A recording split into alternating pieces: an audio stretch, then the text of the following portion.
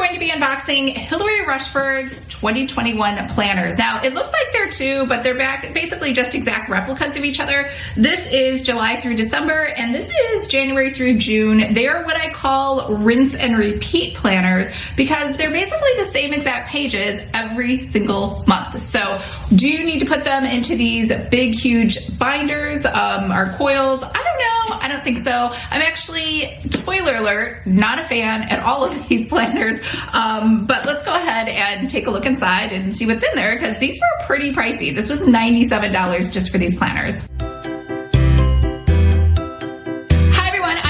Pretty fabulous, and I help online businesses create beautiful digital downloads using Adobe InDesign. So if this sounds like you or something you might be interested in, make sure to hit the subscribe button below. I post new videos every Monday and Thursday, and I do unboxings on Saturdays.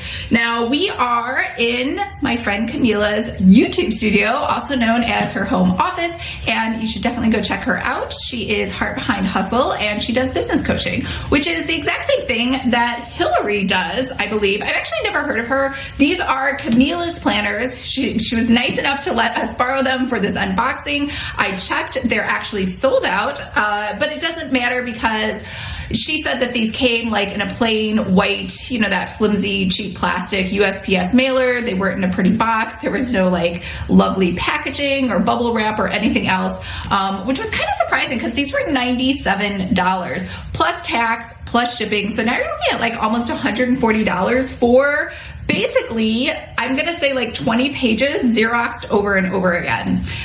I think the correct term is photocopied, but you know what I mean. I say Xerox, I say Kleenex. They're kind of like verbs to me, even though I realize that they are brand names. So I do that a lot because when I write my books, I will use words like that and the editor will catch them. And she will also kind of reprimand me in the comments and say, that's wrong, Lisa, which I guess it helps because then I won't, in theory, make that mistake the next time with the next book. But anyways, so these planners have no dates in them at all. So the reason that they say 2021 on the front baffles me. I don't know. Maybe she comes out with a different version each year where she changes the wording slightly. These are pretty much just an exact replica of Power Sheets to me, except without the prettiness. So these are just black and white, you know, just a rinse and repeat of just questions and then a blank box, not even a box. It's just like an empty space for you to write your comments. And again, it's just the same thing over and over again. So let's just look inside and then let's talk about things I liked and things that I didn't like at the end. All right, you get two planners. You get this navy blue one for the first half of the year and this aquamarine one for the second half. And don't worry, they're exactly the same, both of them. The only difference is the tab dividers say January through June over here, and the tab dividers say July through December over here. Now, the table of contents even is exactly the same, so that has inside of here our journey, and I skipped a couple pages. Yep, our journey. It's even page 9, 45, 49, 56, 59, 78, etc. So they're exactly the same.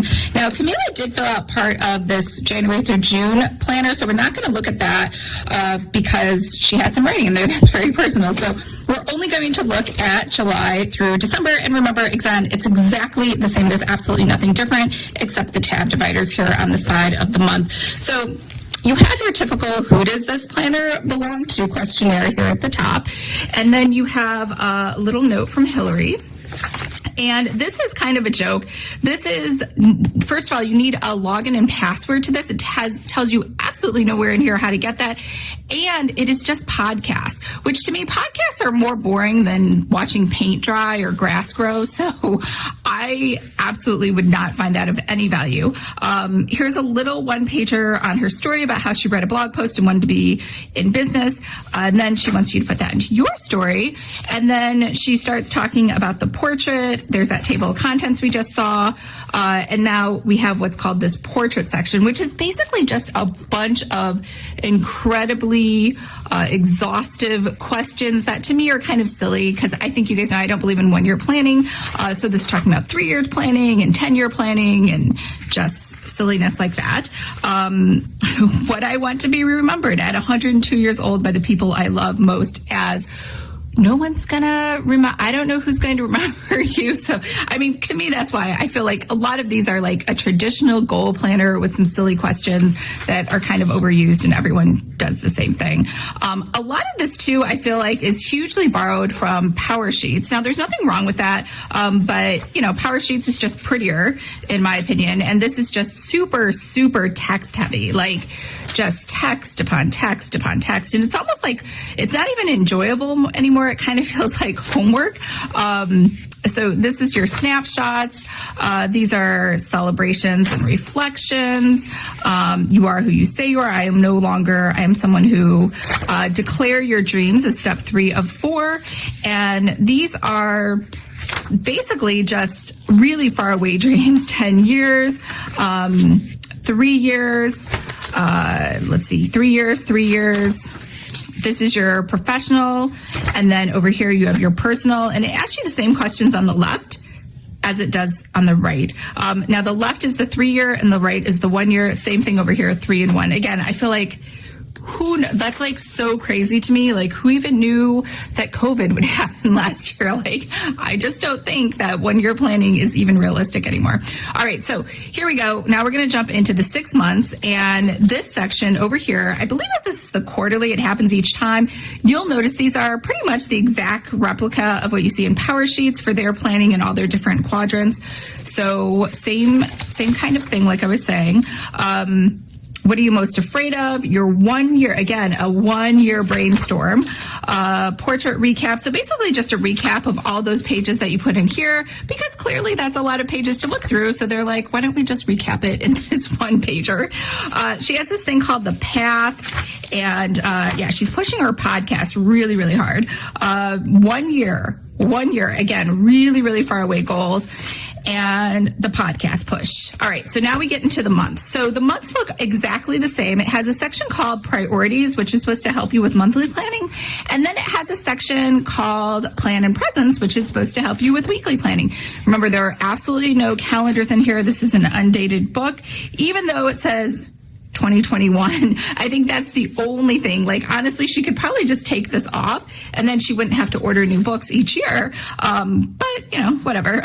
So creative freedom. So a lot of this, to me, is a little exhaustive. So there's nothing wrong with cultivating relationships, but 10 people, like, especially right now, I don't know that I've talked to 10 people, you know, even in my whole life, even when I lived in New York City, where I'm surrounded by millions and millions of people, I don't know that I touch 10 different people every single month. And honestly, I might find that a little exhausting. That's kind of my problem with a lot of these traditional goal planners. They just kind of overload you with like a bunch of silly tasks that don't really add value. And then you feel like you failed, and I don't know.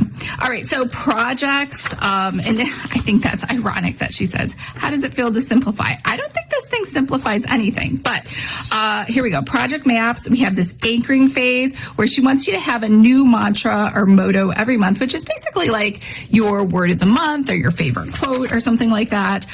Again, podcast push. And maybe I wouldn't be so annoyed if I didn't like so passionately hate podcasts, but over here, so now we get into the weekly. Now, to me, this is all about reinforcing negativity and negative, unhealthy thoughts. So, you know, all of this is basically asking, like, choose one situation that you're feeling frustrated with, anxious, or stuck. And so it's all about, like, just thinking, like, every week now you want me to come up with something negative and talk about that. And again, the coaching, what's deeper, anything I'm avoiding. So again, it's like things that I don't want to think about. You want me to think about and write it down. And so this repeats over and over again until I think it's like 5 weeks worth or whatever for each month. And then we get into August, and it's a rinse and repeat of exactly the same thing. So I know what you're thinking. Is there anything different? There's really not anything different. She has a champagne toast at the end of the month, at each month, and just going over kind of what you accomplished for that month. And that's pretty much it. There is absolutely nothing special about the end of the year, I don't think, or let me take that back. So there's the monthly toast at the end of December. There's the annual toast to celebrate your 2021. And that's pretty much it. It's a little note here at the end to buy her next journal, and then some blank pages. And that's it. All right, so what did you think? I obviously was not a huge fan, mostly just because I don't believe in annual planning, and this is the quintessential epitome of annual planning, long-term planning, something I dislike even more than annual planning, and it really focuses a lot on the negative, and I always believe that a journal or a planner, unless it's trying to help you work through something specific, shouldn't try to bring up those negative triggers each month, which this does every single month, although I mean it's the same page over and over each month. And honestly, I don't feel like it would, in theory, it would help me to plan my week. But let's just talk about the physical parts of it. So I love this cover. I like that it's one of those flexible covers. I believe it's waterproof.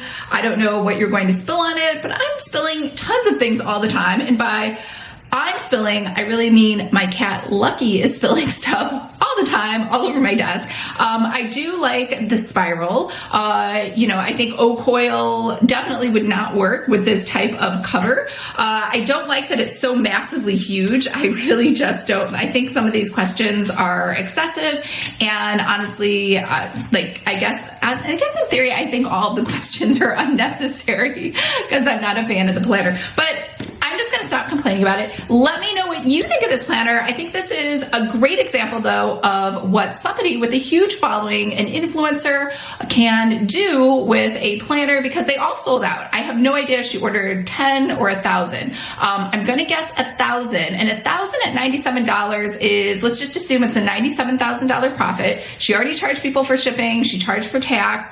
And, in theory, probably at 1,000, these cost her half of that to make. And so she's making like almost half of $100,000 to sell these. Did I do the math right? I'm going to say I think I did the math right. So someone might want to double check my math. But I think that's, anytime you have a huge following, it doesn't matter what it is, business coaching, dating coaching, if you talk about diet and exercise, if you talk about money or finances, you should be putting out a planner or a journal out there in the world. And, as much as I ding this for being a rinse and repeat, there are a lot of people, if you are an influencer, who want you to rinse and repeat the same things every day, or every month, or every week, or whatever questions they think that you're asking yourself, they want to know so that they can ask themselves, because they would like to emulate and be just like you. And so, obviously, I don't follow Hilary Rushford, I forgot her name already.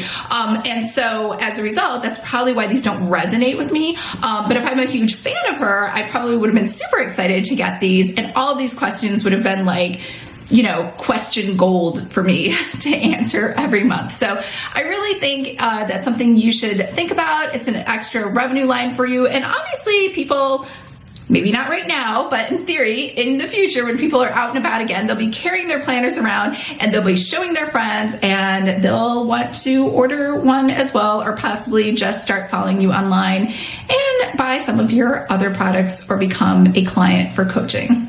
All right. If you would like to create your own planner, sign up for my free course, Planner 101. I will leave a link to that below. I hope everyone's having a fabulous weekend, and I will see you guys on Monday.